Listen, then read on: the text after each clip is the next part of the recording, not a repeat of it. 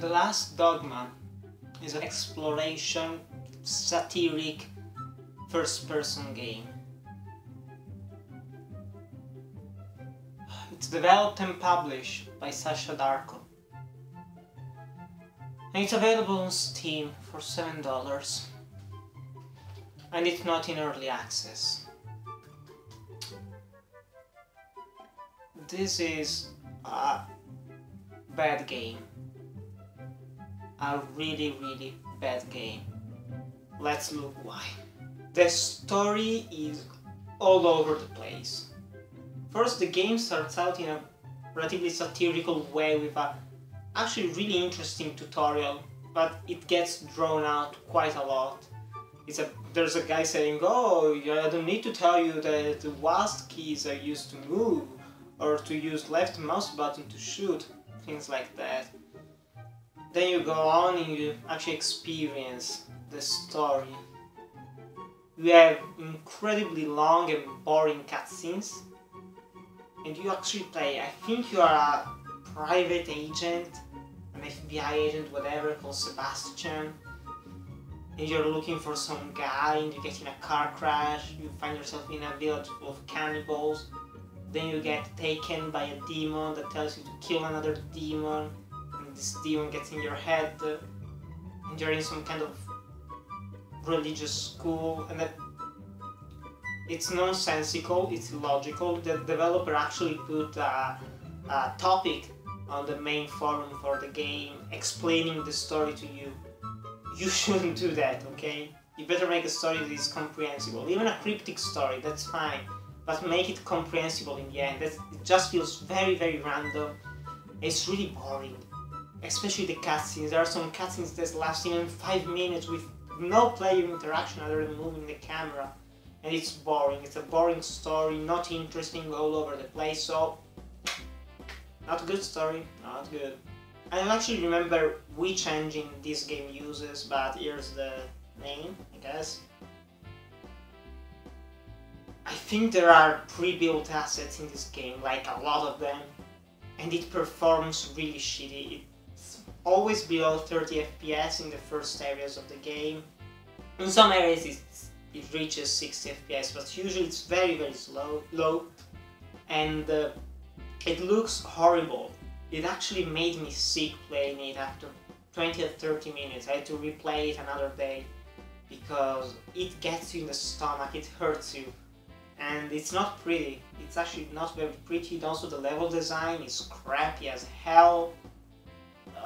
Lots of blurry effects, depth of field that just spawns right in where you have disabled it. I think I have disabled it, but in the first level there isn't depth of field. In a later level there is depth of field. Why? Is it just a gameplay choice? I don't know.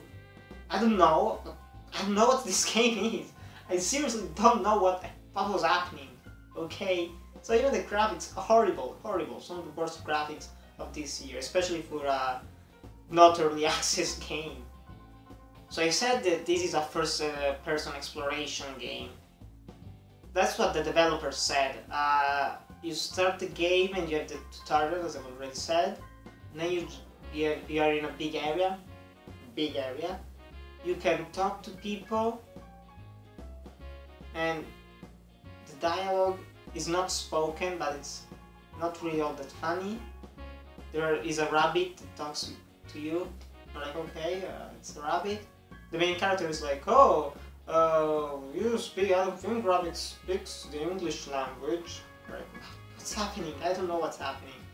Then there is a guy that starts shooting you. Who's that guy? I don't know. How do I equip the weapon? I'll press Q, okay. Shoot him a couple of times. Yeah, he's dead. And he's bleeding, okay. Then the bleeding stops. Then it starts back again. And it stops. Starts back. Unlimited bleeding from this guy. It's incredible. Then you look for a key. You take the key. You open a cellar. You go down. You're in the sewers right now. Because why not? You go onward. There is the demon thing that I talked about earlier. Then you find yourself in some kind of Christian school, Catholic school, with incredibly low res actually. Forgot to tell you this in the graphics. Really low resolution textures for some of the objects in the world, you can't read shit. Okay, just look here. You can't read anything, pretty much. Then you go around and actually found a secret door unintentionally, and I got to the end of the game already, or to the secret ending number 2. There are multiple endings, okay, I guess. Then I replayed the entire game. I got to this point again. I went onward. I get in an elevator, but why did you... I thought there was a puzzle there. You start finding numbers. I think, oh, you're gonna have to put them in a keypad. No, you don't. Also because you can't access the notes that you find. Okay, I guess. It's awful. It's really, really awful. There's basically no gameplay, no action whatsoever. Yeah, it's gameplay. Not good. Not good.